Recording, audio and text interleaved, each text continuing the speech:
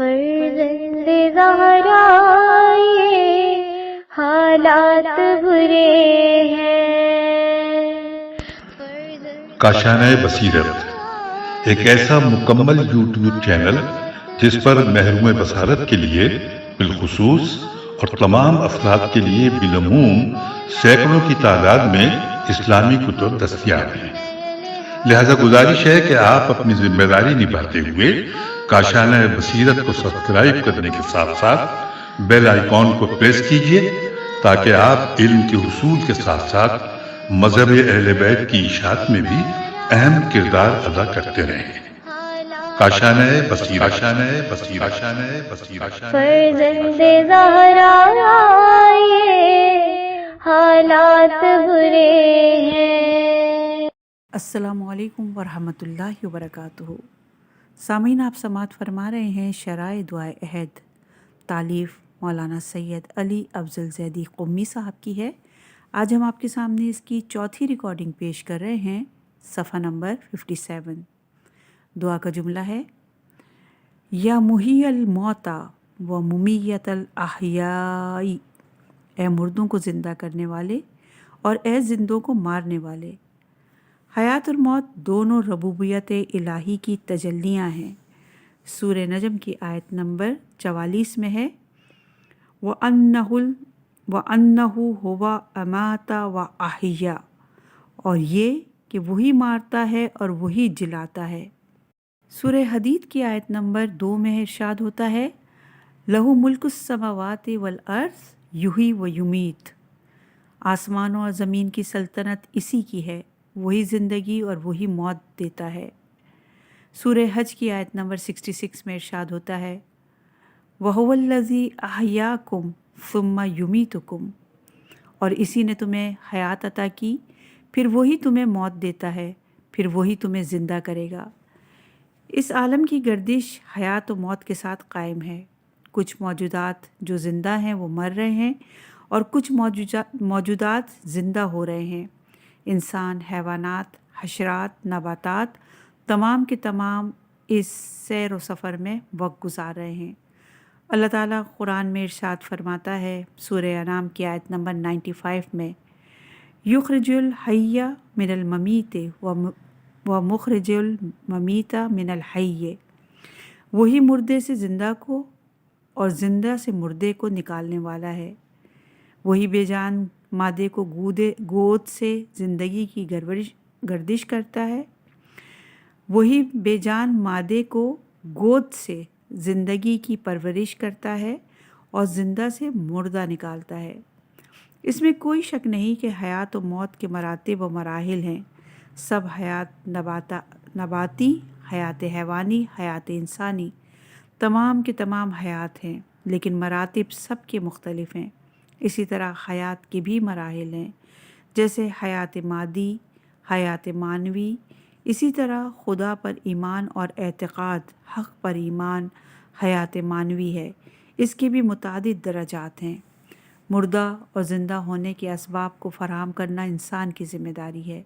اگر توحید پر ایمان اور اعتقاد، حق پر ایمان ہوگا تو دل زندہ اور جاوید رہیں گے، اور اگر ان سے منہ پھیرا تو ایمان باطل ہوگا اور دل مردہ ہو جائیں گے۔ اگر رسول و خدا کی دعوت پر لبیک کہا تو یہ حیات کی نشانی ہے۔ سورہ انفال کی آیت نمبر 24 میں ارشاد ہوتا ہے: استجیبوا للہ ولرسولہ اذا دعاکم لما یحییکم، اللہ اور رسول کو لبیک کہو جب وہ تمہیں حیات آفرین باتوں کی طرف بلائے، اور اگر ان سے منہ پھیرا تو گویا یہ مردہ ہیں۔ اسی طرح سورہ نمل کی آیت نمبر 80 میں ارشاد ہوتا ہے: انک لا تسمع الموتى ولا تسمع الصم دعاء اذا ولوا مدبرین، آپ نہ مردوں کو سنا سکتے ہیں اور نہ ہی بہروں کو اپنی دعوت سنا سکتے ہیں جب وہ پیٹ پھیر کر جا رہے ہوں۔ مارنا اور زندہ کرنا خدا کا کام ہے، لیکن جو اس کے مظہر صفات ہیں وہی یہ کام کر سکتے ہیں، لیکن بِإِذْنِ اللہ کی شرط کے ساتھ۔ حضرت عیسیٰ کے لیے سورہ آل عمران کی آیت نمبر 49 میں ہے کہ وَحُيِّ الْمَوْتَى بِإِذْنِ اللَّهِ، اور اللہ کے حکم سے مردے کو زندہ کرتا ہے۔ امیر المومنین علی علیہ السلام اور مردے کو زندہ کرنا، صفحہ نمبر ہے 59۔ بحار الانوار میں مروی ہے کہ ایک دن حضرت علی خوارج کی تلاش میں کوفے سے باہر نکلے اور مقام ثبات تک جا پہنچے۔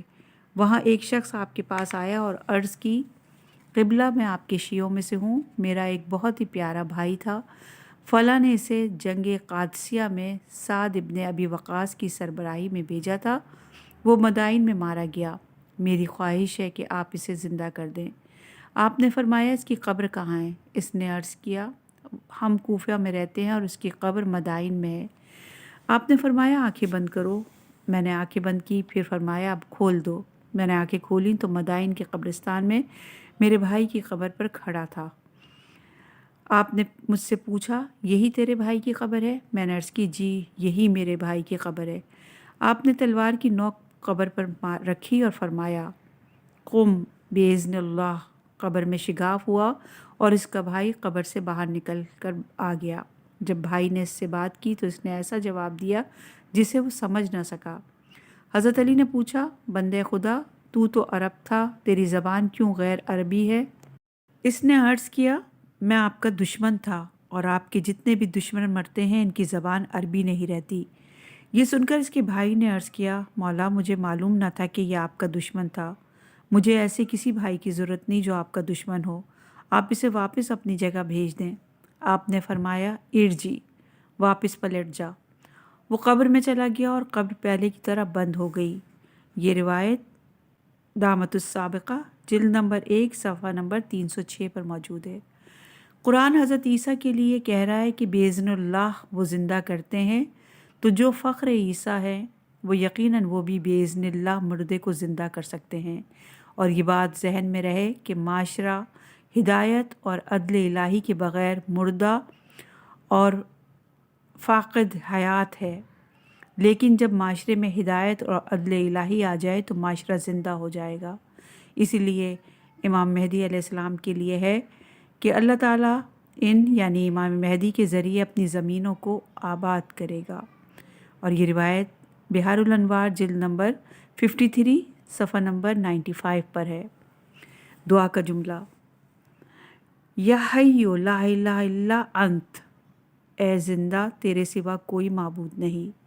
پہلے والے جملات میں اللہ تعالیٰ کو صفت حی کے ذریعے پکارا گیا اور اس جملے میں وحدانیت کے ساتھ توصیف کیا گیا، یعنی اے زندہ تمام جہت سے اور تمام معنی کے اعتبار سے کہ نابودی و نیستی کی کوئی راہ اس میں نہیں پائی جاتی، تو ہی سزاوار ہے کہ تیرے علاوہ کوئی بھی معبود نہیں اور اس مرتبہ تک تیرے علاوہ کوئی نہیں پہنچ سکتا، اور یہ وہ چیز ہے جو مسلمان سب سے پہلے اقرار کرتا ہے، لا الہ الا اللہ۔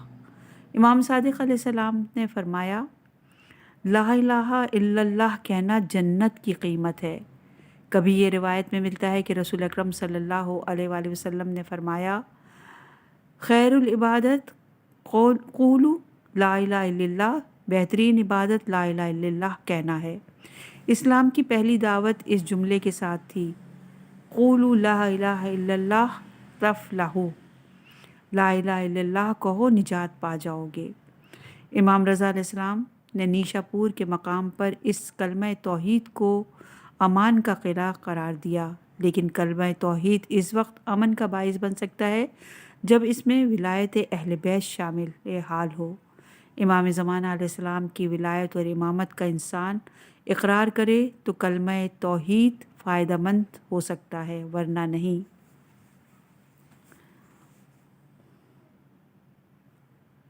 دعا کا جملہ اللہم بلغ مولانا امام الحادی المہدی القائم بامرک صلوات اللہ علیہ وعلی آبائہ الطاہرین۔ خدایا پہنچا دے ہمارے مولا امام ہادی مہدی قائم کو، اللہ کی ان پر ان کے آبائے طاہرین پر صلوات ہو، اللہم صلی علی محمد وآل محمد وعجل فرجہم۔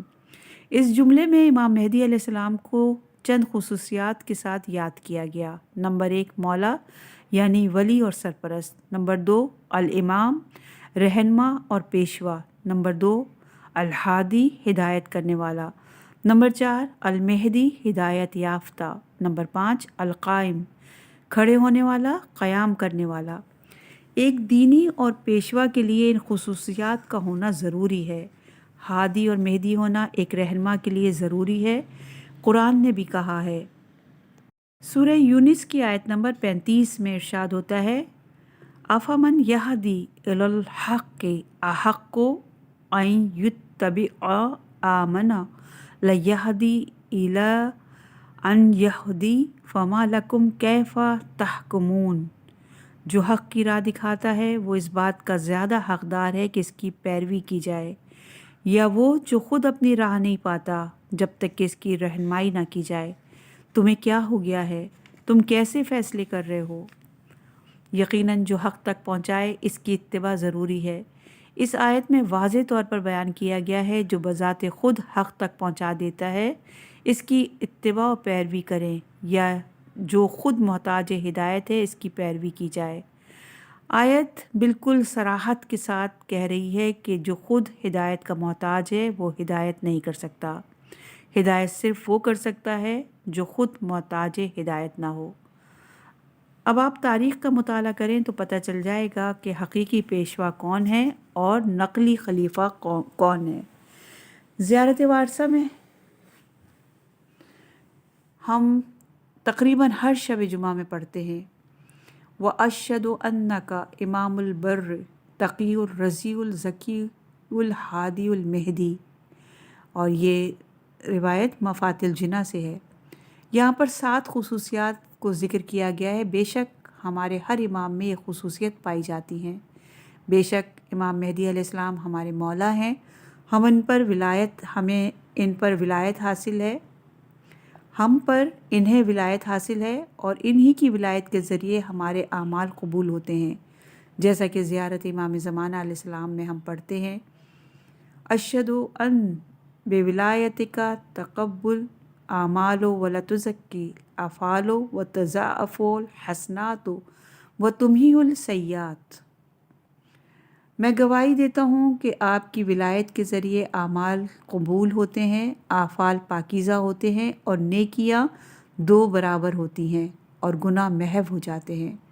جب امام مہدی علیہ السلام ہم پر حاکمیت اور ولایت اور سرپرستی رکھتے ہیں تو ہم پر لازم ہے کہ ان کو امام تسلیم کرتے ہوئے ان کی اتباع و پیروی کریں، کیونکہ یہ ایسے ہادی ہیں جو ہدایت یافتہ ہیں، اور ہمیں اس امر کی ہدایت کریں گے جس میں ہماری نجات ہوگی، اور ہمیں راہ مستقیم کی طرف رہنمائی کریں گے، جیسا کہ حدیث نبوی ہے کہ آپ صلی اللہ علیہ وآلہ وسلم نے حضرت علی سے فرمایا، اے علی، اگر دنیا میں صرف ایک دن باقی رہ جائے تو اللہ تعالیٰ اس دن کو اتنا طولانی کر دے گا کہ تمہاری اطرت میں سے ایک مرد حکمرانی کرے گا جسے مہدی علیہ السلام کہا جائے گا، اور اللہ عز و جل کی طرف ہدایت کرے گا۔ امام مہدی علیہ السلام کو قائم کیوں کہتے ہیں؟ امام مہدی علیہ السلام کی مشہور القابات میں سے ایک القائم ہے۔ آپ کو قائم اس لیے کہا جاتا ہے کہ آپ انحرافات، ہر قسم کی سیاسی، اجتماعی اور اقتصادی ظلم کے خلاف قیام کریں گے، اور ظالموں اور فاسدوں کے خلاف قیام کریں گے۔ امام محمد تقی علیہ السلام سے پوچھا گیا کہ اے فرزند رسول، مہدی کو قائم کیوں کہا گیا؟ آپ علیہ السلام نے فرمایا، کیونکہ وہ اپنے ذکر کی موت کے بعد اور اپنی امامت کے قائلین میں اکثر کے مرتدد ہو جانے کے بعد قیام کریں گے۔ اس لیے منتظرین امام زمانہ کو یہ بات معلوم ہونی چاہیے کہ آفت میں سے ایک آفت جو ان کا پیچھا کر رہی ہے وہ امام سے غفلت ہے۔ ممکن ہے امام زمانہ علیہ السلام کے منتظرین میں سے کچھ افراد کے پاس یہ آفت پہنچے اور وہ محب خدا کو بھول جانے کی مصیبت میں مبتلا ہو جائیں۔ اس لیے ضروری ہے کہ غیبت کے زمانے میں کوشش کریں کہ دعائے معرفت کو ہر نماز کے بعد پڑھیں تاکہ محب خدا کو فراموش نہ کر سکیں۔ اللہم عرفنی نفسک فإنک ان لم تعرفنی नफ्स का लम अरिफ नबी का अल्लाहुम्मा अरिफनी रसूल का फ़इन्न का इल्लम तुरफनी रसूल का लम अरिफ हुज्जत का अल्लाहुम्मा अरिफनी हुज्जत का फ़इन्न का इल्लम तुरफनी हुज्जत का ज़लालतुल अंदीनी। ये वो हस्तियाँ हैं जिन पर खुदा भी दुरूद भेजता है और फरिश्ते भी, और हम मोमिनीन की भी ज़िम्मेदारी है कि हम उन पर दुरूद भेजें। आप अक्सर दुआओं में और आदाब दुआ में पढ़ते हैं कि मोहम्मद और आले मोहम्मद पर दुरूद भेजो, फिर हाजत तलब करो, फिर दुरूद भेजो ताकि तुम्हारी दुआएं मुस्तजाब हों। सलवात के इसरार में से एक ये है कि जब रहमत मोहम्मद और आले मोहम्मद पर नाजिल होगी तो इनके अलावा बाकियों तक भी पहुँचेगी, क्योंकि ये हस्तियाँ सरचश्मा फ़ैज़ इलाही हैं। पहले इन पर रहमत का नुज़ूल, फिर इनके तवस्सुत से दूसरों पर रहमत का नुज़ूल होता है। दुआ के जुमलात अन जमीउल मोमिनीन वल मोमिनात फ़ी मशारिक़िल अर्ज़ व मग़ारिबिहा सहलिहा व जबलिहा व बिर्रिहा व बहरिहा व अन्नी व अन वलदिया मिनस्सलाति ज़िनतिल अर्शिल्लाहि व मिदादा कलिमातिही व मा अहसाहु इल्मुहु व अहता बिही किताबुहु।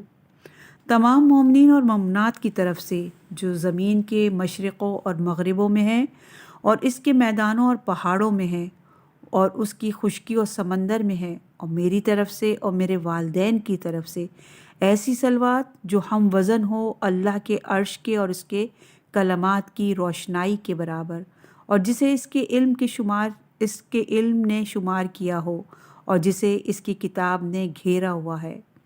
इन फ़िक़रात में हम दर हकीकत तमाम आलम के महवर और मरकज़ वजूद इमाम ज़माना अलैहिस्सलाम से वहदत को ईजाद करना चाहते हैं। तमाम मोमिनीन और मोमिनात जो ज़मीन के मशरिक़ में हैं या मग़रिब में, मैदान में हैं या पहाड़ों पर, खुश्की पर हैं या तरी पर, मेरी और वालदैन हम सब की तरफ से उन पर दुरूद भेज। इन फ़क़रात के ज़रिए से गोया हम जो काम भी करें वो सब की नियाबत में करें। फ़ातिहा पढ़कर हदिया कर रहे हैं तो तमाम मोमिनीन और मोमिनात को हदिया करें। ज़ियारत पढ़ रहे हैं तो तमाम मोमिनीन और मोमिनात की तरफ से पढ़ें। यकीनन दुआए अहद हमको इस इमाम के मुंतज़रीन में शामिल करना चाहती है, तो जिसकी शख्सियत आलमी है वो ख़ास लोगों की इस्लाह के लिए है, बल्कि पूरी दुनिया की इस्लाह आकर करेगा। इसकी हुकूमत जहानी होगी, इसलिए मुंतज़िर हकीकी वो है जो उमूमी इस्लाह का इंतज़ार करे और उमूमी सोच रखे, तमाम मोमिनीन और मोमिनात की तरफ से नेक अमल को अंजाम दे। इस दुआ में तमाम मोमिनीन और मोमिनात अपने इमाम पर ज़मीन के मशारिक़ और मग़ारिब से सलाम और दुरूद भेजते हैं। यकीनन मशारिक़ और मग़ारिब पढ़कर ये बात जहन में आ रही होगी कि मशरिक़ और मग़रिब एक एक हैं, फिर यहाँ जमा क्यों इस्तेमाल हुआ? कुरान में मुफ़रिद, तस्निया और जमा तीनों ज़िक्र हुए हैं। मुफ़रिद ज़िक्र हुआ है सूरह बकरा की आयत नंबर 115 में, वलिल्लाहिल मशरिक़ु वल मग़रिबु सूरह बकरा की आयत नंबर 115, और मशरिक़ हो या मग़रिब दोनों अल्लाह ही के हैं। तस्निया ज़िक्र हुआ है सूरह रहमान की आयत नंबर 17 में, रब्बुल मशरिक़ैन वल मग़रिब रब्बुल मग़रिबैन आयत नंबर 17, वो दोनों मशरिक़ों और दोनों मग़रिबों का रब है। जमा ज़िक्र हुआ है सूरह आराफ की आयत नंबर 137 में, व औरसनल कौमुल लज़ीना कानू युस्तज़अफ़ूना मशारिक़िल अर्ज़ व मग़ारिबिहा लती बारकना फ़ीहा, और हमने इन लोगों को जो बेबस कर दिए गए थे इस सरज़मीन के मशरिक़ और मग़रिब का वारिस बनाया, जिसे हमने बरकतों से नवाजा था। रसूल अकरम सल्लल्लाहु अलैहि वसल्लम ने फरमाया, मेरे बाद 12 इमाम हैं, इनका पहला इमाम अली तुम हो, और इनका आखिरी वो कायम है जिसके हाथों के ज़रिए अल्लाह ताला ने मशारिक़ और मग़ारिब की ज़मीन को फ़तह व कामयाबी दी है। ये तीनों सूरतें मुफ़रिद, तस्निया, जमा सही हैं, क्योंकि उमूमी लिहाज से एक जहत मशरिक़ और दूसरी जहत मग़रिब होती है। दूसरी नज़र में गर्मियों और सर्दियों में मदार तब्दील होता है। इस लिहाज से सूरज के लिए 2 मशरिक़ और 2 मग़रिब हैं। गर्मियों का मशरिक़ और मग़रिब सर्दियों का मशरिक़ और मग़रिब के अलावा है। रिवायत में ये बात मौजूद है, और दिक्कत नज़र से देखें तो हर रोज़ ایک نقطۂ طلوع اور ایک نقطۂ غروب ہوتا ہے۔ اور یہ روایت ہے تفسیر اہل بیت جلد نمبر 5 صفحہ نمبر 268 اور بہار الانوار کی جلد نمبر 52 صفحہ نمبر 378 پر۔ اور 365 مشرق اور 365 مغرب ہوتے ہیں۔ اس کے علاوہ احادیث میں بھی ذکر ہوا ہے اور ان کی تعویل بھی کی گئی ہے کہ مشرقین سے مراد رسول خدا اور امیر المومنین مراد ہیں، اور مغربین سے مراد امام حسن اور امام حسین مراد ہیں۔ اور یہ روایت ہے تفسیر قمی جلد نمبر 2 صفحہ نمبر 344 اور تفسیر اہل بیت جلد نمبر 5 صفحہ نمبر 400۔ اس دعا میں مشرق و مغرب کے بعد میدانوں اور پہاڑوں یہاں تک کہ خشکی و تری کے تمام افراد کو اپنے ذہن میں رکھ کر سلام و درود بھیجنا اس بات کی دلیل ہے کہ دعائے عہد انسان کو محدودیت اور تنگ نظری سے نکال کر وسعت نظری کی طرف دعوت دے رہی ہے۔ یعنی دعا کرتے وقت انسان سب کو یاد رکھنا چاہیے اور انسان کو وسیع النظر ہونا چاہیے۔ اور منتظر مہدی علیہ السلام کی ایک نشانی گویا اس دعا میں ہے کہ وہ تنگ نظر نہیں ہوتا بلکہ وسیع النظر ہوتا ہے۔ پھر اس کے بعد الگ سے وَأَنِّي وَأَنْ وَالْدَتِي مِنَ الصَّلَاةِ، یعنی ماں باپ اولاد پر حق رکھتے ہیں، اس میں کوئی شک نہیں۔ جب ہم نے جملہ مومنین و مومنات کہہ دیا اس میں والدین شامل ہیں، لیکن دوبارہ الگ سے ان کو یاد کرنا قرآن اور روایت کی روشنی میں ہے کہ جہاں پر سب کے حقوق کا تذکرہ وہاں پر الگ سے والدین کو یاد کرنا ہے۔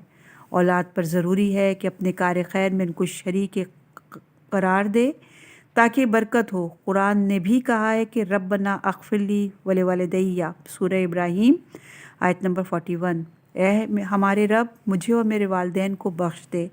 والدین کے بارے میں اکثر آپ لوگ آیات اور روایات سنتے رہتے ہیں، اس لیے تفسیر سے ذکر نہیں کر رہے۔ صلوات کیا ہے؟ صلوات یعنی رحمت کا نزول اور ارتقاء مقام۔ محمد اور آل محمد پر صلوات کا مطلب یہ ہے کہ خدایا اپنی رحمت کو ان پر نازل فرما۔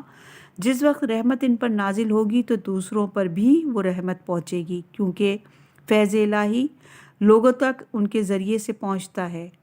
مولا علی فرماتے ہیں جب اللہ تعالیٰ سے کوئی حاجت طلب کرو تو پہلے رسول خدا پر درود بھیجو، پھر اپنی حاجت مانگو، کیونکہ خداوند عالم اس سے بلند و بالا تر ہے کہ اس سے 2 حاجتیں طلب کی جائیں اور وہ ایک پوری کر دے اور ایک کو روک لے۔ مرحوم علامہ طباطبائی سے سوال کیا گیا کہ معصوم کو ہماری صلوات کی ضرورت نہیں ہے تو پھر ہم ان پر صلوات کیوں پڑھتے ہیں؟ علامہ طباطبائی نے جواب میں فرمایا، ہم جو صلوات پڑھتے ہیں پہلی بات تو یہ کہ ہم کوئی شے ہدیہ نہیں کرتے بلکہ اللہ تعالیٰ سے سوال کرتے ہیں اور اس سے مانگتے ہیں کہ وہ نبی اور ان کی آل پر رحمت نازل کرے۔ دوسری بات یہ ہے کہ ان منتخب ہستیوں کو ہماری ضرورت نہیں ہے بلکہ مگر ذات الہیہ مقدسہ کی نسبت وہ احتیاج رکھتے ہیں۔ فیض الہی کا ان پر نازل ہونا ضروری ہے۔ ہم ان صلوات کے ذریعے ان منتخب ہستیوں کا قرب حاصل کرتے ہیں۔ اور یہ روایت شرح دعائے عہد صفحہ نمبر 54 پر موجود ہے۔ امام صادق علیہ السلام فرماتے ہیں کہ جو شخص پیغمبر اکرم صلی اللہ علیہ وآلہ وسلم پر 1 مرتبہ درود بھیجتا ہے تو اللہ تعالیٰ اس پر 1000 مرتبہ درود بھیجتا ہے۔ بس محمد اور آل محمد پر درود بھیجنا، خصوصاً امام زمانہ علیہ السلام پر درود بھیجنا گویا خدا کو یاد کرنا اور اپنی اور رحمت کے نزول کا باعث ہے۔ زینت العرش اللہ یعنی ایسی صلوات جو ہم وزن ہو عرش الہی کے۔ عرش اس مقام ربوبیت کو کہتے ہیں جہاں سے تدبیر کائنات سے متعلق اوامر صادر ہوتے ہیں، اور عرش کے گرد وہ فرشتے ہیں جو ان اوامر کو نافذ کرتے ہیں۔ جو فرشتے عرش کے ارد گرد ہیں سب اپنے رب کی ثنا کے ساتھ تسبیح کر رہے ہیں، اور حاملان عرش اللہ کی وہ مقرب فرشتے ہیں جو اہل ایمان کے لیے طلب مغفرت کرتے ہیں۔ عرش والے فرش والوں سے محبت کرتے ہیں اور ان کے لیے دعا کرتے ہیں، اور مومنین کے نیک آباء و اجداد، ازواج اور اولاد کے لیے بھی دعا کرتے ہیں۔ اہل عرش مومنین کے لیے ان باتوں کی بھی دعا کرتے ہیں جن سے مومنین کو عظیم کامیابی حاصل ہو سکے۔ عرش الہی کو اٹھانے والے فرشتے 8 ہیں۔ جن کا ذکر سورہ الحاقہ کی آیت نمبر 17 میں ذکر ہوا ہے۔ اور اس دن 8 فرشتے آپ کے رب کا عرش اپنے اوپر اٹھائے ہوئے ہوں گے۔ امام صادق علیہ السلام ارشاد فرماتے ہیں، عرش وہ علم ہے جس پر اللہ نے اپنے انبیاء، رسولوں اور حجتوں کو مطلع کیا ہے۔ اور یہ روایت تفسیر صافی جلد نمبر 1 صفحہ نمبر 282، البرہان جلد نمبر 1 صفحہ نمبر 517، مانی الاخبار صفحہ نمبر 29 پر۔ امام صادق علیہ السلام فرماتے ہیں، العرش العلم، عرش علم ہے۔ مرحوم علامہ طباطبائی فرماتے ہیں کہ عرش حقائق عینیہ میں سے ایک حقیقت اور امور خارجیہ میں سے ایک امر ہے، اور آپ کے مطابق عرش امور عالم کی تدبیر کا مرکز ہے۔ اور یہ روایت موجود ہے شرح دعائے عہد صفحہ نمبر 62 پر۔ اس میں کوئی شک نہیں کہ عرش کی حقیقت کو ہم درک نہیں کر سکتے، لیکن آیات قرآنی پڑھ کر یہ بات سمجھ میں آ جاتی ہے کہ عالم ہستی کا ایک مرکز ہے، اور اس مرکز کا اللہ تعالیٰ سے مکمل احاطہ کیا ہوا ہے۔ اور جیسا کہ روایات کو اوپر میں ذکر کیا گیا کہ اس کا علم خدا، انبیاء، رسول اور ائمہ طاہرین علیہم السلام کے پاس ہے۔ دوسرا یہ کہ آیات میں ملتا ہے کہ ثم استویٰ علی العرش سورہ اعراف کی آیت نمبر 54 میں، یعنی اللہ عرش پر متمکن ہوا۔ اس سے مراد یہ نہیں کہ وہ عرش پر کرسی لگا کر بیٹھا ہوا ہے، کرسی لگا کر، جیسا کہ غیر امامیہ علماء سلف کا یہ موقف رہا ہے کہ اللہ عرش پر ہے اور اللہ کے وزن سے عرش سے چرچراہٹ کی آواز آتی ہے، جبکہ امامیہ کا ہمیشہ یہ موقف رہا ہے کہ اللہ مکان کا محتاج نہیں ہے۔ روایت میں ہے کہ جب الرحمن علی العرش استویٰ کے متعلق امام جعفر صادق علیہ السلام سے سوال کیا گیا تو آپ نے جواب میں فرمایا، جس نے اللہ کو کسی شے میں یا کسی شے پر قرار دیا، اس نے شرک کا ارتکاب کیا۔ اور یہ روایت حاشیہ قرآن شیخ محسن نجفی صاحب کی سورہ طہ کی آیت نمبر 5 کے ذیل میں ہے۔ آپ جہاں بھی قرآن میں عرش کے بارے میں آیت پڑھیں گے، اس کے بعد تدبیر امور کے بارے میں آپ کو چند امور ضرور ملیں گے۔ مثلاً سورہ یونس کی آیت نمبر 3 میں ثم استویٰ علی العرش، پھر اس نے عرش پر اقتدار قائم کیا، وہ تمام امور کی تدبیر فرماتا ہے۔ ثم استویٰ علی العرش وسخر الشمس والقمر کل یجری لاجل مسمی یدبر سورہ رات کی آیت نمبر 2، پھر اس نے عرش پر سلطنت استوار کی اور سورج اور چاند کو مسخر کیا، ان میں سے ہر ایک مقررہ مدت کے لیے چل رہا ہے، وہی امور کی تدبیر کرتا ہے۔ پس عرش الہی مرکز تدبیر کائنات کا نام ہے۔ دعا کا جملہ، وَمِدَادَ کلماتہ، اور اس کے کلمات کی روشنی کے برابر۔ اللہ تعالیٰ قرآن مجید میں فرماتا ہے سورہ لقمان میں کی آیت نمبر 27 میں، وَلَوْ أَنَّمَا فِي الْأَرْضِ فِي شَجَرَةٍ أَقْلَامٌ وَالْبَحْرُ يَمُدُّهُ مِنْ بَعْدِهِ سَبْعَةٍ أَبْحُرٌ مَا نَفِدَتْ كَلِمَاتُ اللَّهِ إِنَّ اللَّهَ عَزِيزٌ حَكِيمٌ۔ اور اگر زمین کے تمام درخت قلم بن جائیں اور سمندر کے ساتھ مزید 7 سمندر مل کر سیاہی بن جائیں، تب بھی اللہ کے کلمات ختم نہ ہوں گے۔ یقیناً اللہ بڑا غالب آنے والا، حکمت والا ہے۔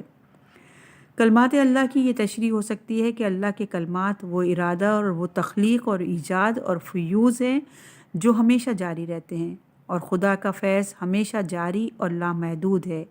ان لامحدود کلمات کا احاطہ کرنا کسی محدود کے بس میں نہیں ہے، خواہ وہ محدود کتنا ہی عظیم اور وسیع کیوں نہ ہو۔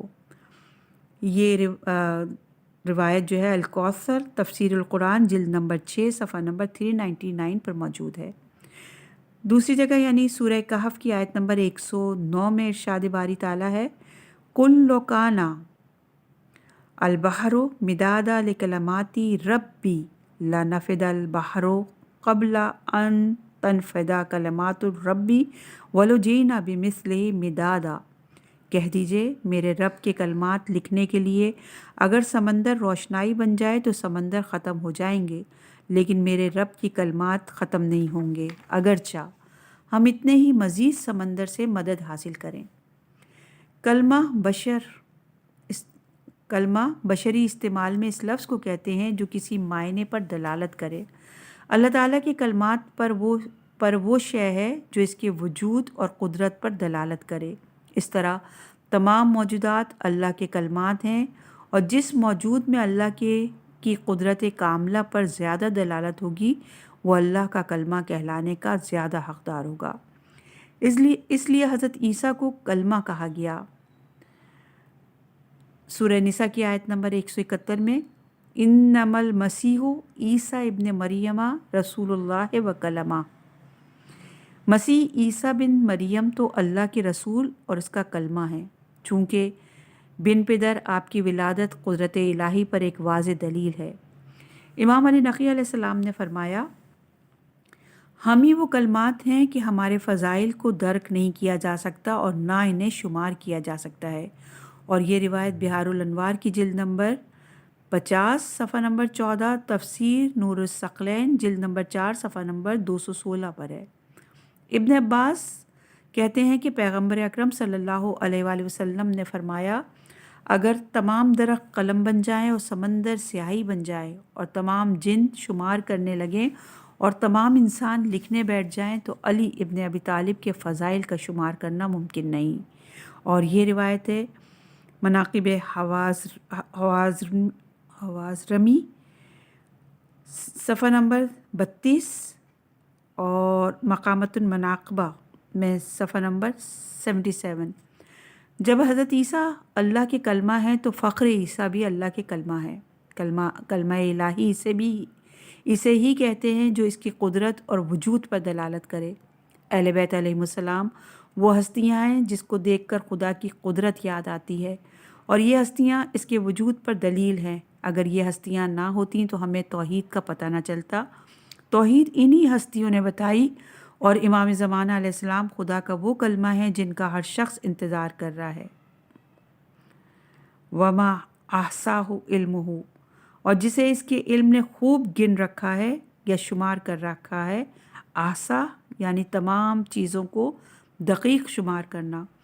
پروردگار عالم وہ ہے جس نے مخلوقات کی ہر شے کو شمار کر رکھا ہے، حتیٰ کہ سانس جو انسان وغیرہ نے لیے ہیں ان کو بھی وہ جانتا ہے کہ خدا کا علم صرف کلیات کا احاطہ نہیں کرتا بلکہ جزیات کو بھی جانتا ہے۔ سورہ بقرہ کی آیت نمبر 109 میں ارشاد ہے، ان اللہ علی کل شیء قدیر، بے شک اللہ ہر چیز پر قادر ہے۔ اور اسی طرح سورہ بقرہ کی آیت نمبر 29 میں ارشاد باری تعالیٰ ہے، وَهُوَ عَلَى كُلِّ شَيْءٍ وَهُوَ بِكُلِّ شَيْءٍ عَلِيمٌ، وہ ہر چیز کا خوب جاننے والا ہے۔ دعا کا جملہ، وَأَحَاطَ بِهِ كِتَابُهُ، اور جسے اس کی کتاب نے گھیرا ہوا ہے۔ اس میں کوئی شک نہیں کہ پروردگار عالم ہر شے کے بارے میں جانتا ہے اور کوئی چیز بھی اس کی قدرت سے باہر نہیں۔ دعا عہد کے یہ جملے انسان کو نیک عمل پر ابھارتے ہیں اور برے عمل سے روکتے ہیں۔ ارشاد قدرت ہے سورہ نساء کی آیت نمبر 33 میں، ان اللہ کان علی کل شیء شہیدا، بے شک اللہ ہر چیز پر حاضر و ناظر ہے۔ ام المومنین حضرت علی علیہ السلام ارشاد فرماتے ہیں کہ تنہائیوں میں پروردگار عالم کی مخالفت کرنے سے ڈرو، کیونکہ جو گواہ ہے وہی حاکم ہے۔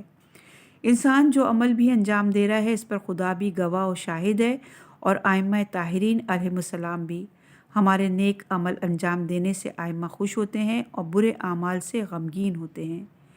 قرآن میں واضح طور پر سورہ توبہ کی آیت نمبر 105 میں موجود ہے، وَقُلْ اعْلِمُوا فَسَيَّرَ اللَّهُ عَمَلَكُمْ وَرَسُولُهُ وَالْمُؤْمِنُونَ، اور کہہ دیجئے لوگوں عمل کرو کہ تمہارے عمل کو عنقریب اللہ اور اس کا رسول اور مومنین دیکھیں گے۔ یعنی تم اس زندگی میں جو عمل خیر یا عمل شر انجام دیتے ہو یا دو گے، اس سے اللہ آگاہ ہے۔ وہ عالم الغیب و شہادہ ہے، اور اس سے اس کائنات میں کوئی